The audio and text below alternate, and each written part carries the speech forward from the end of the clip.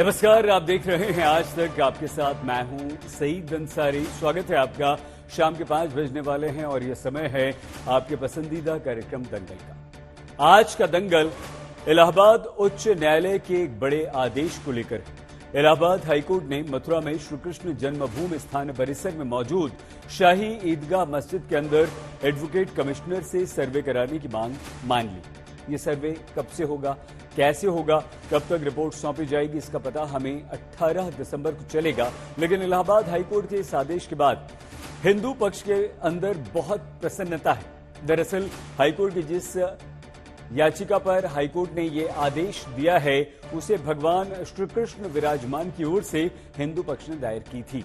याचिका में दावा किया गया कि शाही ईदगाह मस्जिद के नीचे ही श्री कृष्ण का जन्मस्थान है, क्योंकि शाही ईदगाह मस्जिद की इमारत के नीचे श्री कृष्ण से जुड़े शीशनाग और कमल फूल जैसी आकृतियां हैं।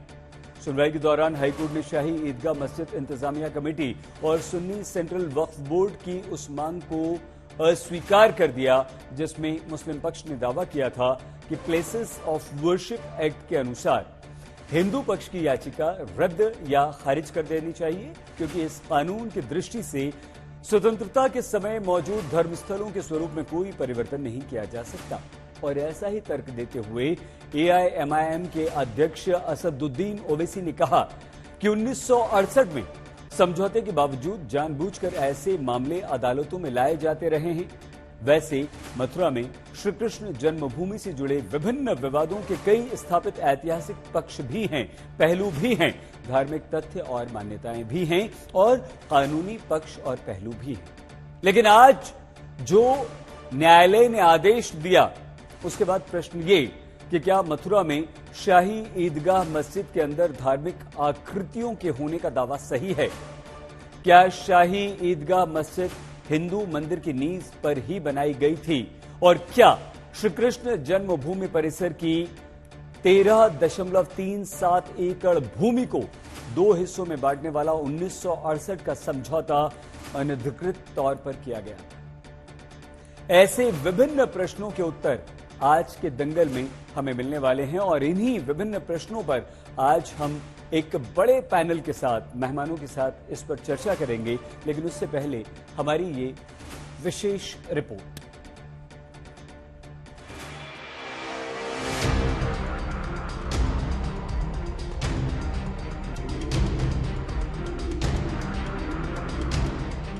मथुरा में श्री कृष्ण जन्मभूमि पर अधिकार के विवाद में इलाहाबाद हाई कोर्ट ने बड़ा फैसला सुनाया। कोर्ट ने श्री कृष्ण जन्मभूमि परिसर में मौजूद शाही ईदगाह मस्जिद के परिसर में सर्वे की मांग पर कोर्ट कमिश्नर नियुक्त करने का आदेश दिया है। माननीय न्यायालय ने ये कहा कि एडवोकेट कमीशन का जो अपॉइंटमेंट है वो हम जारी कर रहे हैं, एडवोकेट कमीशन जारी कर रहे हैं। हमारी जो मांग थी कि शाही ईदगाह मस्जिद में एडवोकेट कमीशन के द्वारा सर्वे किया जाए, उस मांग को माननीय न्यायालय ने अलाउ कर दिया है। हाईकोर्ट के आदेश के मुताबिक अब मथुरा में श्री कृष्ण जन्मस्थान परिसर में मौजूद शाही ईदगाह मस्जिद के परिसर का उसी तरह सर्वेक्षण हो सकता है जैसा ज्ञानवापी परिसर में किया गया। हालांकि कोर्ट कमिश्नर की नियुक्ति और सर्वे की अन्य शर्तें 18 दिसंबर को तय की जाएंगी। सर्वे से यह साबित होना संभव होगा कि यह ईदगाह एक मंदिर के ध्वंसावशेषों पर बनाई गई है। वो दिन दूर नहीं है, खासकर मेरी नज़रों में, मेरे ही जीवन काल में मुझे लगता है कि अयोध्या के जैसे मथुरा में भी भव्य कृष्ण का मंदिर बनेगा। मथुरा के श्री कृष्ण जन्मस्थान परिसर में अधिकार की लड़ाई को लेकर 1.5 दर्जन मुकदमे अदालत में दायर किए जा चुके हैं। लेकिन मौजूदा आदेश उस याचिका पर आया है जिसमें भगवान श्री कृष्ण विराजमान की ओर से हिंदू पक्ष ने दावा किया था कि मथुरा में शाही ईदगाह मस्जिद के नीचे श्री कृष्ण जन्मस्थान है। वहाँ श्री कृष्ण से जुड़े कई सबूत हैं। शेषनाग की आकृति चिन्ह, कमल पुष्प की आकृति के चिन्ह और श्री कृष्ण से जुड़े कई सनातन प्रतीक हैं, जिससे यह स्थापित होता है कि शाही मस्जिद की इमारत पहले एक हिंदू मंदिर थी। ये जो कंस्ट्रक्शन है ये फ्रेश कंस्ट्रक्शन है कि औरंगजेब के समय का कंस्ट्रक्शन है। और उसके अलावा सबसे इम्पोर्टेंट बात यह है कि आज उस तथाकथित मस्जिद में बहुत सारे ऐसे हिंदू साइंस और सिंबल्स हैं जो आज भी मौजूद हैं। हालांकि सुन्नी सेंट्रल वक्फ बोर्ड और शाही ईदगाह इंतजामिया कमेटी ने प्लेसेस ऑफ वर्शिप एक्ट के तहत हिंदू पक्ष की अर्जी को खारिज करने की मांग की थी, जिसे अदालत ने नहीं माना। अब कोई तो दूर नहीं, जब अयोध्या की तरह मथुरा में भी भगवान श्री कृष्ण का भव्य मंदिर बनेगा। आज वो समय आ गया है, आज वो खुशी के पल है जिसके लिए हम संघर्ष करते रहे, लड़ते रहे और आज माननीय न्यायालय ने उस पर मोहर लगा दी। सभी सनातनी इसका धन्यवाद देते हैं माननीय उच्च न्यायालय का, और जनता की जीत है। और पहली सीढ़ी पर हमने जो पैर रखा है, अब बहुत जल्द निर्णायक स्थिति में हम पहुंचेंगे और भव्य मंदिर का निर्माण होगा। उस ईदगाह में आज भी हर एक स्थान पे हिंदू मंदिर होने के सबूत बिखरे पड़े हैं। इलाहाबाद हाईकोर्ट के आदेश के बाद शाही ईदगाह इंतजामिया कमेटी और मुस्लिम पक्ष की ओर से फौरी प्रतिक्रिया नहीं आई, लेकिन हैदराबाद के मुस्लिम नेता असदुद्दीन ओवैसी ने सोशल मीडिया पर एक सुलहनामा डालते हुए लिखा कि प्लेसेस ऑफ वर्शिप एक्ट के बावजूद ऐसा आदेश आया है, जबकि मथुरा का मामला दशकों पहले आपसी सहमति से सुलझ चुका था। ओवैसी ने लिखा है कि उम्मीद है 9 जनवरी को सुप्रीम कोर्ट में सुनवाई होगी। दरअसल ओवैसी ने जिस सुलहनामे के हवाले से मथुरा का मामला सुलझाने का दावा किया है, वो समझौता करने वाली संस्था पर ही सवाल है, क्योंकि आरोप है कि श्री कृष्ण जन्मस्थान मंदिर के असली ट्रस्ट की जगह नई संस्था बनवाकर शाही मस्जिद इंतजामिया कमेटी से समझौता कराया गया था, जिसने श्री कृष्ण जन्मस्थान के 13.37 एकड़ जमीन में से 2.37 एकड़ जमीन मुस्लिम पक्ष को दे दी थी। मथुरा से अभिषेक मिश्रा के साथ आज तक ब्यूरो। इस पर चर्चा करने के लिए हमारा जो मेहमानों का पैनल है उसमें विष्णु शंकर जैन जो कि एडवोकेट हैं, Mahendra Pratap Singh advocate and petitioner, Shri Krishna जन्मभूमि भुक्ति न्यास मथुरा, तहसीन पूनावाला जी पॉलिटिकल एनालिस्ट राजनीतिक विश्लेषक, दानिश कुरैशी जी AIMIM के आप नेता, डॉक्टर विशाल मिश्रा जो कि पॉलिटिक एनालिस्ट राजनीतिक विश्लेषक हैं। 3 लोग इस समय हमारे साथ जुड़े। आप सभी को नमस्कार और स्वागत। विष्णु जी चर्चा की शुरुआत करें इससे पहले आप हमें सिर्फ ये बता दीजिए, इस चर्चा को करने में आसानी हो जाएगी कि याचिका क्या थी, उसमें क्या कहा गया था, क्या आप चाहते थे, किन चीजों का सर्वे, और अदालत ने ये सर्वे को स्वीकृति देकर आपकी बात को कैसे माना? देखिए, बहुत शॉर्ट में मैं समझा देता हूं कि हमारा केस क्या है। 1669 में सबसे पहले मैं आपको बता दूं, 1618 में राजा बीर सिंह बुंदेला ने इस मंदिर को 33 लाख रुपए की कॉस्ट से बनवाया था। इतिहास गवाह है कि इससे पहले भी ये मंदिर 2 बार तोड़ा जा चुका है। आखिरी बार जब ये मंदिर तोड़ा गया था तो 1618 में राजा बीर सिंह बुंदेला ने इसे बनवाया था, और 1670 में औरंगजेब जो एक बर्बरता आक्रांता था उसने फरमान जारी करते हुए यहाँ पे मंदिर को ध्वस्त करने का फरमान जारी किया, जो ओरिजिनल फरमान मजलिस आलमगीरी में स्वयं दर्ज है, जिसमें लिखा हुआ है कि मथुरा के मंदिर को तोड़ के बड़ी और छोटी मूर्तियां सीढ़ियों के नीचे दबा दी जाए, और उसके फरमान के अनुपालन में वैसा कृत्य किया गया। इसके बाद 1770 में वहां मराठा आए, बैटल ऑफ गोवर्धन हुआ और उस जगह को मराठाओं ने जीत लिया। 1803 में ब्रिटिश इंडिया ने इस पूरे एरिया को अपने कब्जे में लिया, और 1815 में सईद जी एक ऑक्शन हुआ जिसको राजा पटनीमल ने बनारस के ऑक्शन में खरीदा। इस पूरी जमीन को 13.37 एकड़ जमीन ऑक्शन में राजा पटनीमल ने खरीदी, और राजा पटनीमल के जो वारिस हैं उन्होंने पूरी जमीन श्री कृष्ण जन्मभूमि ट्रस्ट को दे दी 1944 में, जिसको पंडित मदन मोहन मालवीय हेड कर रहे थे। और 1950 के ट्रस्ट डॉक्यूमेंट में there is no mention of any mosque. और इसके बाद एक फेक ऑर्गेनाइजेशन बनाई गई 1958 में, श्री कृष्ण जन्मभूमि सेवा संघ। उसने केस फाइल किया 1964 में, और 12 अक्टूबर 1968 को कॉम्प्रोमाइज हुआ श्री कृष्ण जन्मभूमि सेवा संघ और शाही ईदगाह मस्जिद के बीच में। जब हमने रिसर्च की तो हमने पाया कि कॉम्प्रोमाइज फ्रॉड से ऑब्टेन किया गया है। इस कॉम्प्रोमाइज की कोई लीगल बेसिस नहीं है, क्योंकि देवता की संपत्ति के साथ किसी को कॉम्प्रोमाइज करने का कोई हक नहीं है, पहली बात। और अगर कोई केस फाइल कर सकता था तो वो श्री कृष्ण जन्मभूमि ट्रस्ट थी, क्योंकि ओरिजिनल संपत्ति उनको दी गई थी, ना कि श्री कृष्ण जन्मभूमि सेवा संघ को। इस मांग को हमने कोर्ट में फाइल किया 25 सितंबर 2020 को। 3.5 साल की लंबी लीगल लड़ाई के बाद आज हमने, जब ये पूरा मामला इलाहाबाद हाईकोर्ट ट्रांसफर किया गया ओरिजिनल ट्रायल के लिए, जैसे राम मंदिर का किया गया है, हमने तुरंत एप्लीकेशन मूव की ऑर्डर 26 रूल 9 CPC में, जिसमें हमने मांग की कि इस केस को समझने के लिए वहां की वस्तु स्थिति जानना बहुत जरूरी है। पैनल जारी किया जाए, फोटोग्राफी कराई जाए, वीडियोग्राफी कराई जाए। ठीक है विष्णु जी, आपका लिंक टूट रहा है थोड़ा, और आपकी बात है, हमें लगता है कि बात पूरी हो गई है। एक बात और छोटी सी जल्दी से बता दीजिए, उसके बाद तहसीन जी और दानिश जी के पास जाते हैं। ये श्री कृष्ण जन्मभूमि सेवा संघ जो है, जिसे आप अवैध बता रहे हैं, क्या इसके विरोध में कभी आप अदालत गए और अभी इसकी स्थिति क्या है? जी, ML शर्मा साहब ने एक पिटीशन फाइल की थी 1990 के दशक में, और उस समय की इलाहाबाद हाईकोर्ट ने कहा था कि ये जो कॉम्प्रोमाइज हुआ है ये गलत है और आप इसको चैलेंज करने के लिए कोर्ट में केस फाइल कर सकते हैं। मैं आपको ये भी बताना चाहता हूं, सईद जी, आपने बहुत इंपॉर्टेंट सवाल पूछा। अगर कोई चीज फ्रॉड से ऑब्टेन की जाए तो वो कभी भी चैलेंज की जा सकती है। सुप्रीम कोर्ट के एक नहीं 20 जजमेंट है इसी पॉइंट पे। ठीक है, और इसकी स्थिति क्या है अभी इस संघ की? कौन लोग हैं, कितना एक्टिव हैं, या ये सिर्फ फ्रॉड करके भाग गए? ये जो सेवा संघ है इस समय डिफंक्ट पड़ा हुआ है, और सेवा संघ को भी इस केस में हमने पार्टी बनाया है। मथुरा की सिविल कोर्ट में वो अपने वकील के थ्रू अपीयर हुए थे। अभी इलाहाबाद हाईकोर्ट में उन्होंने कोई वकालतनामा नहीं फाइल किया है, पर श्री कृष्ण जन्मभूमि ट्रस्ट रिप्रेजेंटेड है। और आपको बता दूं बड़ी मजेदार बात, श्री कृष्ण जन्मभूमि ट्रस्ट ने भी केस फाइल किया है और उन्होंने कहा है कि जो विष्णु शंकर जैन कह रहे हैं वो सही कह रहे हैं, ये समझौता गलत किया गया, फ्रॉड किया गया, इसमें हम लोग पार्टी नहीं थे। और ये इस समय 18 सूट्स है जो इस समय इलाहाबाद हाईकोर्ट में दाखिल किए गए। मैं ओरिजिनल सूट नंबर 1 में अपीयर हो रहा हूँ। ठीक है, ये केस हमने फाइल किया था और आज माननीय न्यायालय ने आदेश पारित किया। विष्णु जी, हाँ, ये आज आपकी जीत भी है और आपकी याचिका स्वीकार कर ली गई है। दानिश कुरैशी जी, दानिश जी, आपके नेता असदुद्दीन ओवैसी ने एक लंबा चौड़ा ट्वीट किया। वो समझौता जो विष्णु जैन जी अवैध बता रहे हैं, गलत बता रहे हैं, फ्रॉड करके बनाया गया है, वो उस आधार पर आप कैसे जीतेंगे? अब तो सर्वे की आज्ञा भी, अनुमति भी अदालत ने दे दी। देखिए, दिक्कत हमारे मुल्क में यही है, जिस तरीके के देश में हालात बन रहे हैं और बाकायदा सुनिश्चित तरीके से पूरी चीजों को ऑपरेट करने की जो कोशिश की जा रही है, हमारी मुखालिफत तो इसी पे है। जब एक वक्त में दो लोगों ने मिलकर उसका। दानिश जी, एक सेकंड, मैं कुछ कहना चाहता हूं आपसे। हम इस केस पर बात कर रहे हैं सर, तो अगर यहां हम थोड़ी सी राजनीति को दूर करें, कानूनी पक्ष जो पहलू हैं आपके पास है ना, देश में हालात और साजिशन, वो तो अलग बात है, वो तो आप अदालत में सिद्ध करेंगे सर।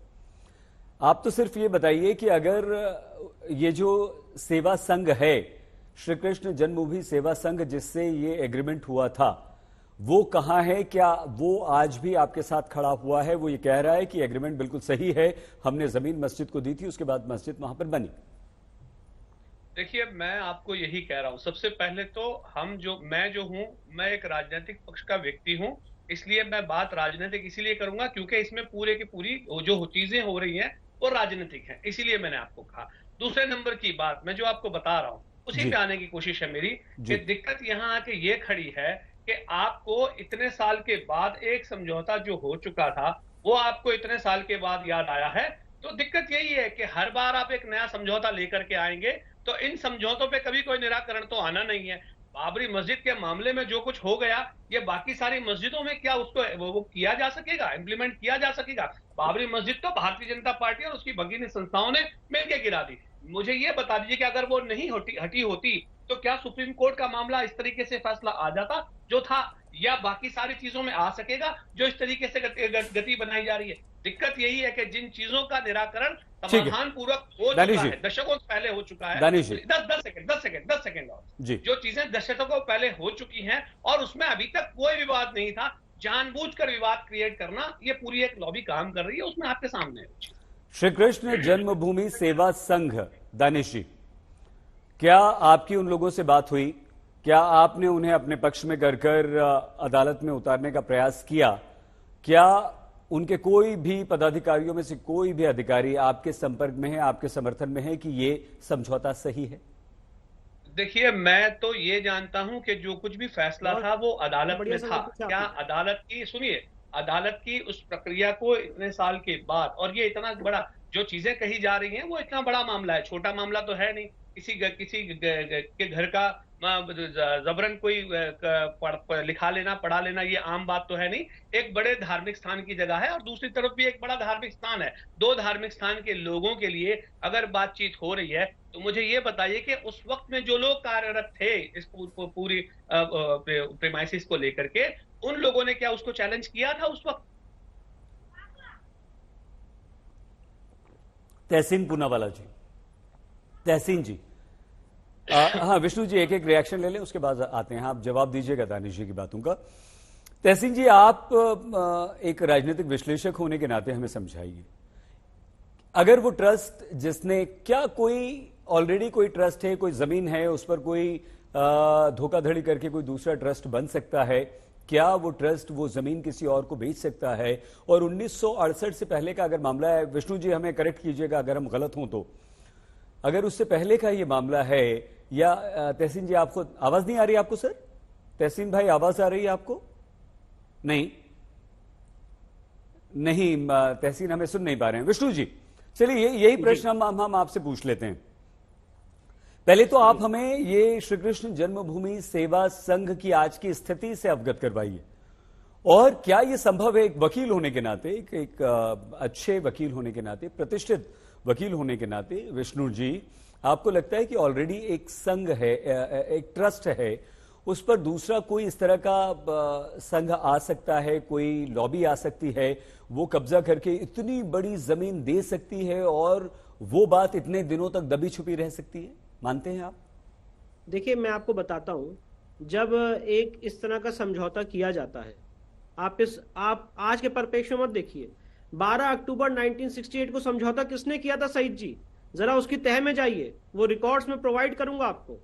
द्वारका प्रसाद मिश्र जो मध्य प्रदेश के चीफ मिनिस्टर थे, वो उस समझौते में भागीदार थे। अनंत शय्यम अयंगार जिन्होंने उस समझौते में फोर्स करके साइन करवाया गया, वो उस समझौते में भागीदार थे। और मैं तो आपके सामने एक लीगल पॉइंट रख रहा हूं कि अगर कोई जमीन का मालिकाना हक किसी एक के पास है, कोई और उसमें समझौता कैसे कर सकता है? ये एक भक्त पूछ रहा है, ये एक डेटी पूछ रहा है। यहाँ पे मेरी आपकी कोई मेरी एक बार जी नहीं, हम यही समझना चाह रहे हैं। देखिए आप तो वकील हैं, आप जानकार हैं, मैं तो नहीं समझता हूं इस बात को, इसलिए मैं आपसे ये समझना चाह रहा हूं कि क्या ऐसा हो सकता है कि एक ऑलरेडी ट्रस्ट है, उसके पास सारे अधिकार हैं, कोई और आता है वहां पर अपना ट्रस्ट बना लेता है, जमीन को दे देता है, और वो जो पहले से ट्रस्ट मौजूद है वो शांत रहता है, कुछ नहीं कहता और कोई बातचीत नहीं होती, और अब जाकर आप उसकी आवाज उठाते हैं? नहीं, श्री कृष्ण जन्मभूमि ट्रस्ट ने केस फाइल करवाया था और एमएल शर्मा साहब ने केस फाइल किया था। 1990 का जजमेंट है इलाहाबाद हाईकोर्ट का, और इलाहाबाद हाईकोर्ट ने कहा कि ये जो समझौता है ये फ्रॉड से अगर है तो इसको आप सिविल कोर्ट में चैलेंज करिए। ऐसी बात नहीं है चुप बैठा रहा श्री कृष्ण जन्मभूमि ट्रस्ट। और आज श्री कृष्ण जन्मभूमि ट्रस्ट ने खुद केस फाइल किया है इलाहाबाद हाईकोर्ट के समक्ष और कहा है कि यह समझौता फ्रॉड से लिया गया है। यहाँ पे एक्चुअली सईद जी जो मैं आपके सामने हाईलाइट करना चाहता हूं, जो बात है वो टाइम की नहीं है जी, जो लीगल पोजीशन है उसको जरा समझने की कोशिश करिए कि अगर कोई चीज फ्रॉड से की गई है तो वो कभी भी चैलेंज की जा सकती है। ठीक है, नहीं ये हम मान रहे हैं आपकी बात, ये हम आपकी बात बिल्कुल मान रहे हैं, बिल्कुल मान रहे हैं। जैसे फॉर एग्जाम्पल फॉर एग्जाम्पल अगर आज राम मंदिर का ट्रस्ट बना हुआ है जी, और आज अगर मैं यहाँ पे बैठ के राम मंदिर के ट्रस्ट में बैठ के समझौता कर लूं और 2 एकड़ 4 एकड़ दे दूं, जब राम मंदिर ट्रस्ट को नॉलेज में आएगा, जब भक्तों को नॉलेज में आएगा, कोई भी भक्त या कोई भी डेवोटी, ठीक है, नहीं हम समझ गए, हम वो कर सकता है, लेकिन हमें ये समझ में नहीं आ रहा कि ये कोई छोटी मोटी बात तो थी नहीं, ये तो श्री कृष्ण जन्मभूमि। हाँ वही बड़ी मजेदार बात बताऊं, जो सवाल आपने पूछा उनसे प्लीज अभी दानिश भाई से, सेवा संघ भी कह रहा है वो समझौता गलत हुआ, सेवा संघ भी कह रहा है वो समझौता गलत हुआ।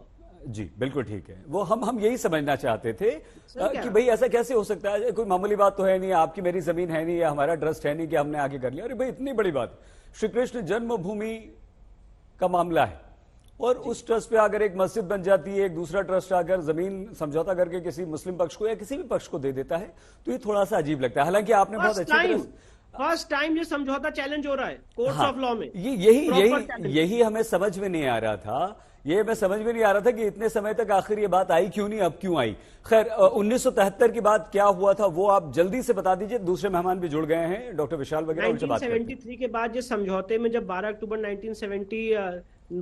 1968 के समझौते के बाद 2 डिक्री पास हुई उस समझौते को इम्प्लीमेंट करते हुए कोर्ट में, उसके बाद एक एमएल शर्मा साहब की पिटीशन आई इलाहाबाद हाईकोर्ट में, इलाहाबाद हाईकोर्ट ने कहा फिर समझौते को सिविल सूट के माध्यम से चैलेंज करिए। उसमें उन्होंने 73 में भी कुछ हुआ था विष्णु जी, मुझे पता नहीं है पूरी तरह से, कुछ जजमेंट आया था 1973 1973 में कोई जजमेंट आया था जो 12 अक्टूबर 1968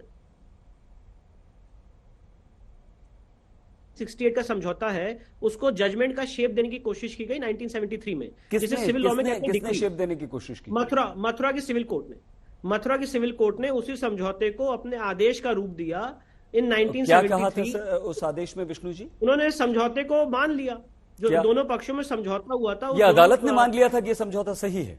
यस, उसी को हमने चैलेंज किया है।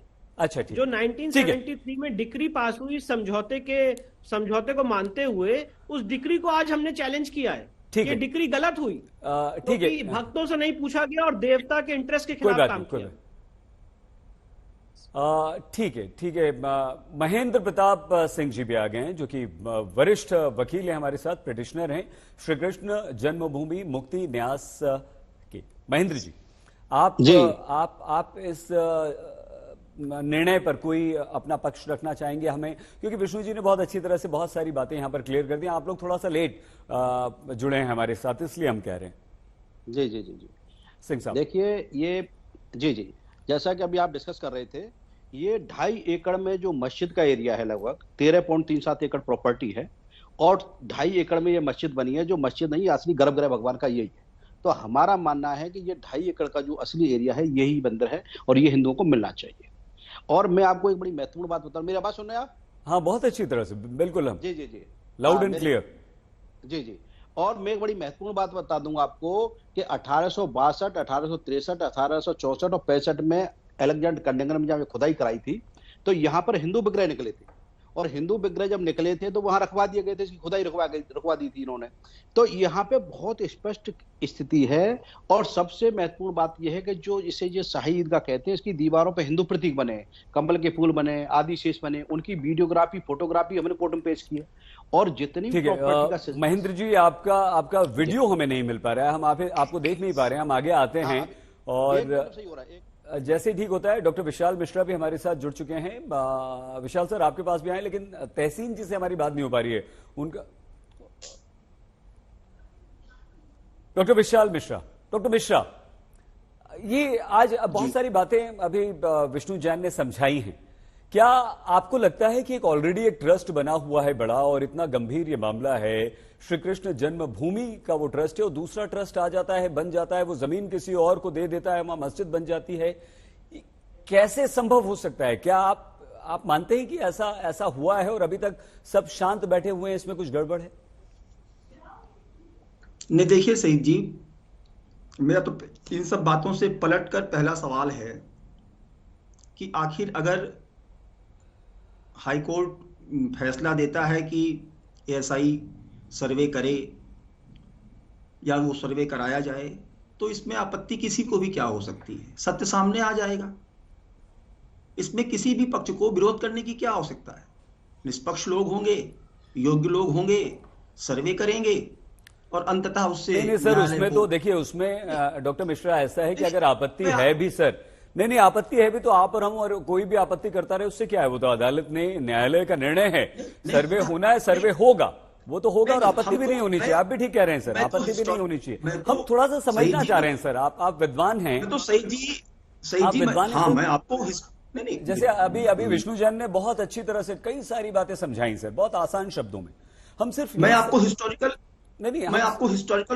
सर, मैं पूछूंगा आपसे सर, हमारी चर्चा उस हम क्या है कि एक आम व्यक्ति की तरह, एक आम भारतीय की तरह। डॉक्टर मिश्रा सुनिए ना सर, प्लीज सर, एक मिनट मैं आपसे, बहुत समय है सर, अभी तो कार्यक्रम शुरू हुआ है, मैं आपसे बिल्कुल पूछूंगा।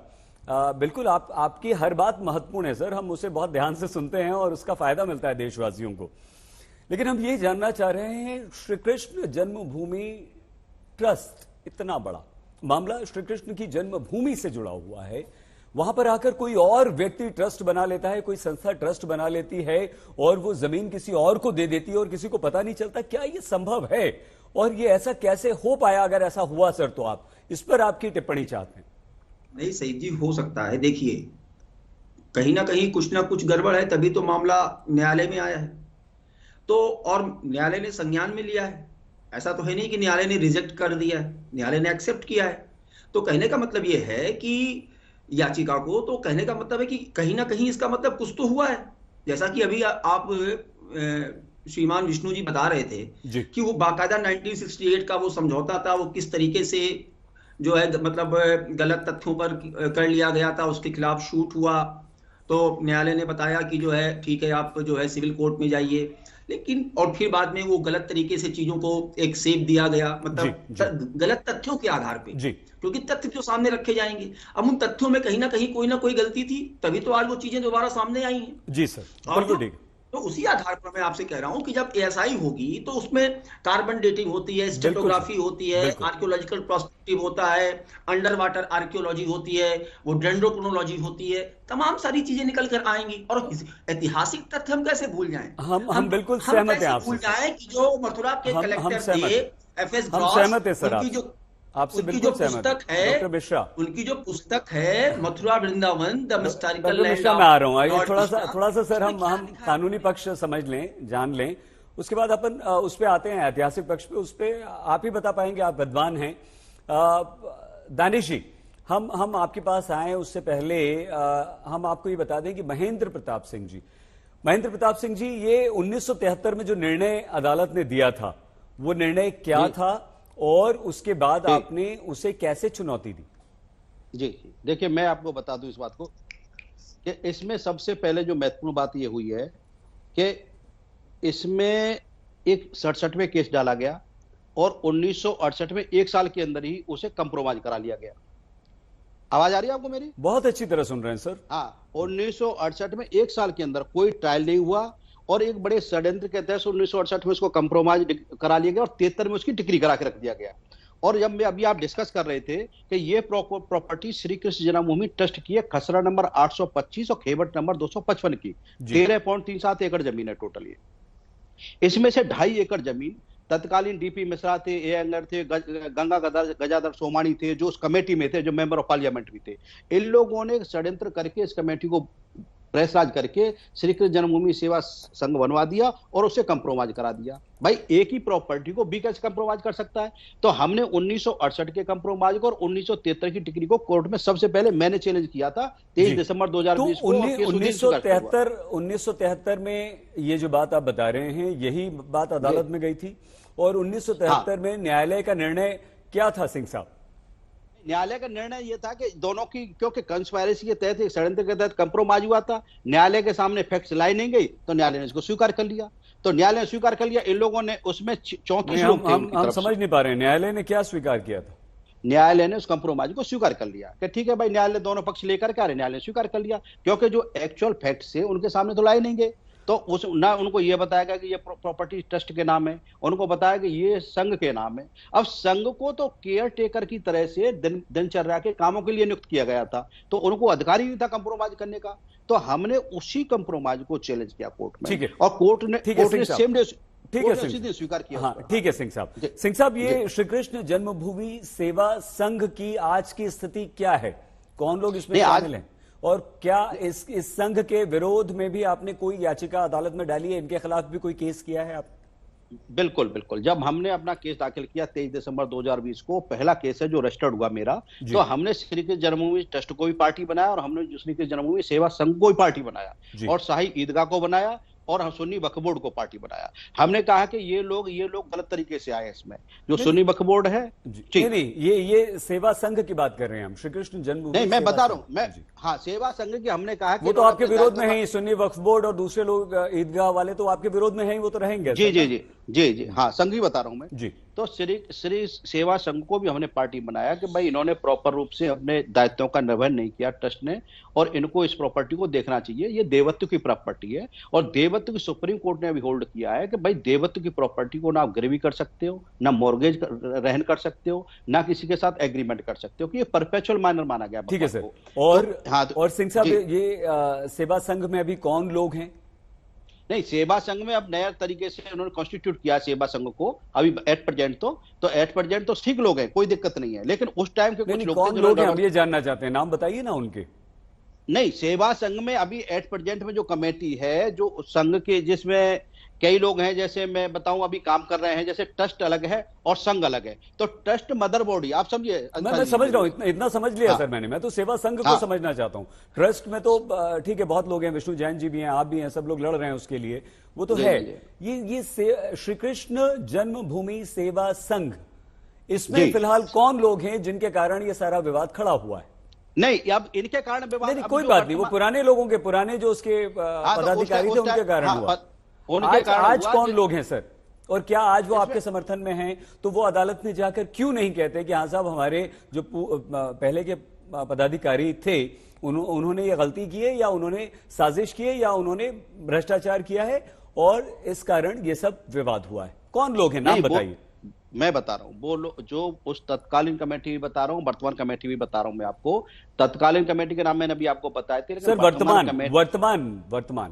वर्तमान में एग्जेक्टिव के जो 2-3 नई कमेटी बनी, अभी फेरबदल किया अभी कुछ दिन पहले ने, तो एक्चुअली उसके नाम उनके कंफर्म नहीं है मुझे, कोई बात नहीं, ठीक है। लेकिन मैं बता देता हूं। हाँ, अब एक ऐतिहासिक पक्ष पहलू पे आ जाएं हम सिंह साहब जी। और जी, जी। क्योंकि डॉक्टर मिश्रा हमारे साथ हैं। डॉक्टर मिश्रा आपके पास आए उससे पहले दानिश कुरैशी जी।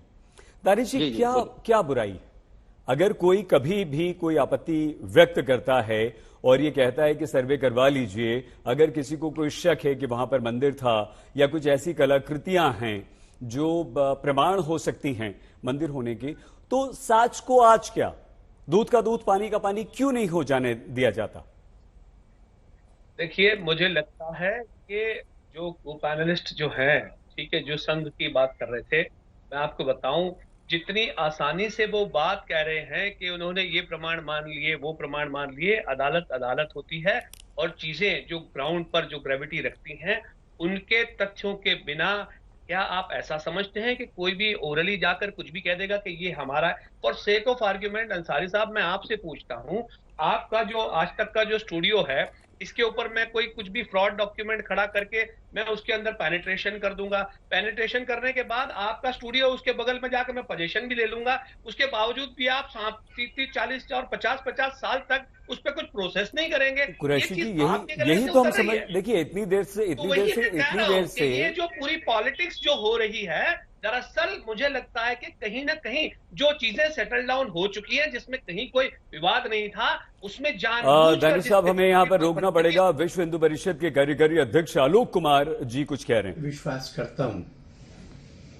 कि इस सर्वे से यह साबित होना संभव होगा कि यह ईदगाह एक मंदिर के ध्वंसावशेषों पर बनाई गई है और इस स्थान का मूल चरित्र अभी भी मंदिर का ही है।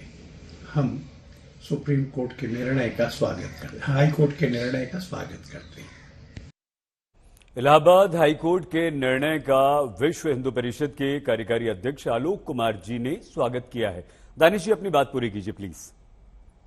दोस्तों, मैं यही कह रहा हूं कि जिन चीजों पर, मतलब जिन तथ्यों पर उस वक्त में फैसला किया गया और उसके बाद कोई किसी तरीके का कोई विवाद आज तक नहीं है, जानबूझकर इस तरीके का विवाद किया जा रहा है और वो तमाम चीजें आपके सामने है, जहां वहां रहने वाले लोग, जो स्थानीय लोग हैं वहां के, और कमेटी के जो श्री कृष्ण कमेटी के जो लोग हैं, उनके बीच में आज तक कहीं कोई झगड़ा अभी तक नहीं हुआ। जानबूझ के इस तरीके का वातावरण बनाना, मुझे लगता है कि दानिश जी, आपको रोकना पड़ रहा है। आपके नेता असदुद्दीन ओवैसी की एक प्रतिक्रिया आ गई है, हमारी संवाददाता मिलन शर्मा ने उनसे इसी मामले पर तुरंत बात की। जल्दी सुनवाते हैं आप लोगों को। करने के लिए असदुद्दीन ओवैसी साहब हैं। पहला तो आज सबसे बड़ा मुद्दा है जो मथुरा में सर्वे, जिसकी परमिशन अब मिल चुकी है कोर्ट से। आपने इस पर ट्वीट करके कहा है कि इतनी जल्दी क्या थी, 9 जनवरी को हियरिंग भी थी। किस तरीके से देखते हैं आप? देखिए, अफसोस इस बात का है कि जब पार्लियामेंट में प्लेसेस ऑफ वर्शिप एक्ट बनाया गया था, उसमें बाबरी मस्जिद को उससे एक्सक्लूड किया गया था, जो मैं समझता हूँ बहुत बड़ी गलती थी। खैर, वो गलती हो गई। उसमें कहा गया कि 15 अगस्त 1947 को जितने प्लेसेस ऑफ वर्शिप होंगे उनका नेचर, उनका कोई तब्दीली नहीं होगी। अब हम बाबरी मस्जिद के जजमेंट के बाद से मैं ये कह रहा हूँ, क्योंकि सुप्रीम कोर्ट का फैसला था और फैसला आस्था की बुनियाद पर दिया गया था, जिस अप्रीहेंशन का मैंने इजहार किया था कि अब हर मसले खुल जाएंगे आस्था के मामले के ऊपर, वो सही साबित हो रहा है। आप देख लीजिए कि ज्ञानवापी मस्जिद का मसला खुल गया और वहाँ पर ASI को जिम्मेदारी दी गई जाकर चेक करने के लिए। मथुरा की जो मस्जिद का मामला है, ये तो मामला था ही नहीं। ये तो दोनों पार्टीज ने, जिसमें शाही ईदगाह ट्रस्ट ने यूपी वक्फ बोर्ड से परमिशन लेकर और श्री कृष्ण जन्मस्थानम सेवा संघ ने बैठकर एग्रीमेंट कर लिया, एक डिस्प्यूट को उन्होंने सेटल कर लिया। अब सेटल डिस्प्यूट को आप एक इशू बना रहे हैं अभी। ये पहले ही कह दिया गया था कि, और ये नारे भी लग चुके हैं कि पहले होगा काशी फिर होगा मथुरा, तो ये तो होना ही था अल्टीमेटली, और परमिशन आज दे दी गई है कोर्ट की तरफ से। ये फैसला देखिए, जब 1968 में मुसलमान और हिंदू बैठकर तस्वीर कर चुके हैं, एग्रीमेंट कर चुके हैं, एक दूसरे को जमीन दिए हैं, इसमें एक नहीं 9 कंडीशंस पर दोनों मुसलमान यानी ईदगाह शहीदगाह ट्रस्ट और श्री कृष्णा जन्मस्थान सेवा संघ ने बैठकर लैंड एक्सचेंज किए हैं और उसको मसले को हल कर लिया 1968 12 अक्टूबर को। आज आकर आप उस डिस्प्यूट को खोलते हैं, भाई उसका सैंक्टिटी क्या है जब कोर्ट ने इसको एग्रीमेंट को कबूल कर लिया, और आज आकर आप इशू खोलते हैं कितने 55 साल के बाद।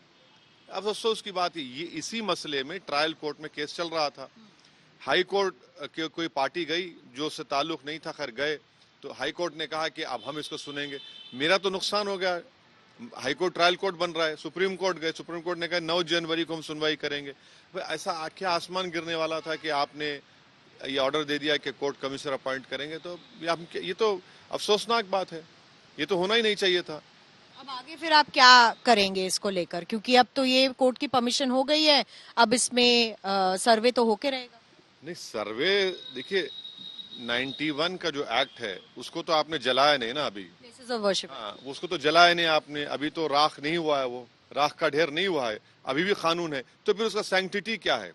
जब बाबरी मस्जिद के जजमेंट में सुप्रीम कोर्ट के 5 जजेस ये कहते हैं कि ये इसका ताल्लुक बेसिक स्ट्रक्चर से, सेकुलरिज्म से, प्लेस ऑफ वर्शिप एक्ट का, तो फिर अगर ये इसका ताल्लुक सुप्रीम कोर्ट कह रहे तो फिर ये कैसा हो रहा है बताइए? क्या ये बात आप संसद में भी उठाएंगे?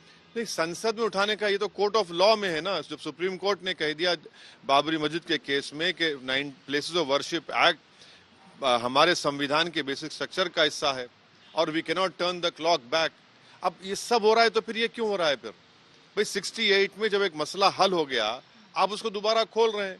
आपको नहीं लगता कि ये क्यों हो रहा है? चुनाव पास आ रहे हैं। देखिए, जितने भी लोग वहां पर जा रहे हैं उनको इख्तियार है, टीले वाली मस्जिद हो, ज्ञानवापी हो, अब ये शाही ईदगाह का मामला हो, लोकल लोग तो नहीं है, सब बाहर से आके कर रहे हैं। तो इससे खुद अंदाजा लगाइए कि वो क्या करना चाह रहे हैं, कि उनका मकसद क्या है। प्लेसेस ऑफ वर्शिप एक्ट है और सुप्रीम कोर्ट 9 जनवरी को सुनवाई करने वाला है। मुस्लिम साइड ने तो अपना एक राइट ऑफ अपील खो दिया, अगर हाई कोर्ट में चलेगा तो ट्रायल कोर्ट कैसे बनेगा? उसको लेकर सुप्रीम कोर्ट गए हैं। 91 का एक्ट है, 68 अक्टूबर में दोनों मुसलमान और हिंदुओं ने फैसला कर लिया। अब आकर हर कोई फैसला करेंगे और बोलेंगे एग्रीमेंट होगा, नहीं हम ही नहीं मानता, तो कैसा होगा? फिर जमीनें एक्सचेंज कर लिया आपने कि यहाँ पानी नहीं जाएगा, वहां नहीं जाएगा, अब उसको आप खोलना चाहते हैं। अफसोस की बात है बहुत। दूसरी बड़ी बात की सिक्योरिटी ब्रीच जो हुआ है अब यहां पर जो आप ओवैसी को सुन रहे थे, वो ओवैसी जो बात कर रहे हैं, यहां तो सिर्फ सर्वे की बात हुई है, अभी कोई केस नहीं हुआ है, कोई निर्णय नहीं आया है। डॉक्टर विशाल मिश्रा सर, आप इसका ऐतिहासिक पक्ष रखते हुए, क्योंकि समय कम है, आप जानते हैं हमारी मजबूरी होती है, हम आपको खूब विस्तार से सुनना चाहते हैं, लेकिन कम शब्दों में सर संक्षेप में अभी तक, और ये भी अवश्य बताइएगा सर कि ये मस्जिद आखिर बनी कब, और ये निर्णय जो दोनों पक्षों में समझौता हुआ था जिसके बाद जमीन मिली, वहां तक बताइए सर। देखिए सईद जी, जो ऐतिहासिक तथ्य है, जो फैक्ट है, उसके अनुसार यदि हम जाते हैं तो बहुत प्राचीन समय में ही मंदिर बना था और हमें 5वीं शताब्दी में चंद्रगुप्त विक्रमादित्य जो कि गुप्त वंश के शासक थे, उनके द्वारा इसकी जीर्णोद्धार की भी जानकारी मिलती है। फाहियान जो कि उस समय भारत आया था, चीनी यात्री था, उसने भी अपनी यात्रा वृत्तांत में इस बात को लिखा है।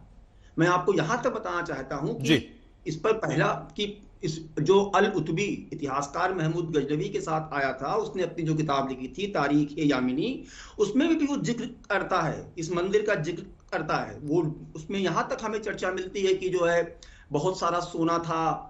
यही नहीं, हमें एक संस्कृत शिलालेख वहां पर मिलता है जो कि हमें एक कन्नौज के गढ़वाल शासक जज के बारे में जानकारी देता है कि उन्होंने भी इस मंदिर के बारे में अपना योगदान दिया था। ठीक है। और तो जो हम उस समय अंग्रेज कलेक्टर, यूरोपियन कलेक्टर की बात हम कर लें, जो है एफएस ग्रॉस। सर थोड़ा आगे बढ़ते जाइए क्योंकि समय कम है। हम चाहते हैं एक उदाहरण दे दीजिए, एक उदाहरण देके जल्दी से बता दीजिए। एफएस ग्रॉस की किताब है, मैं आपसे कह रहा हूँ ना, उन्होंने तारीख दाऊदी को जो है कोट करते हुए लिखा है कि एक मथुरा जो है वृंदावन के ऊपर की the mystical land of Lord Krishna. एक इटालियन ट्रेवलर था मनुची।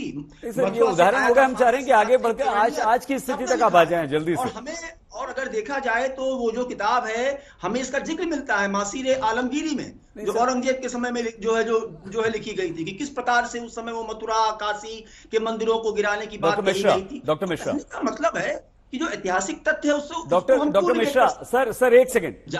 सर 37 हो गया है, 6:37, समय बहुत कम है। चाह रहा हूं कि आप एक उदाहरण दीजिए, आगे बढ़ जाइए और आज तक मौजूद मस्जिद मंदिर तक और आज की स्थिति तक आ जाइए जल्दी से। मैं माफी चाहता हूं सर, समय कम है सर थोड़ा सा।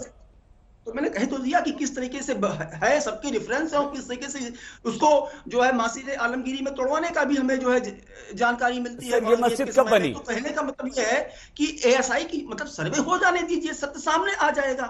मैं तो वही बात बार बार कह रहा हूँ ना कि अंसारी जी और बार कह रहे हैं कि जाने की क्या महेंद्र जी एक सेकंड हो चुका था। डॉक्टर मिश्रा, मान्यवर हमारे यहाँ न्यायिक पुनरावलोकन है कि नहीं है? न्यायिक पुनरावलोकन की प्रक्रिया इसीलिए है कि यदि कहीं पर कोई गलती हो गई है तो उसको करेक्ट किया जा सके। इसमें आपत्ति क्या हो सकती है? नहीं, किसी को कोई आपत्ति नहीं आ जाएगा सर, किसी को कोई आपत्ति नहीं है। जैसे आपत्ति है अदालत, उसके लिए न्यायालय है।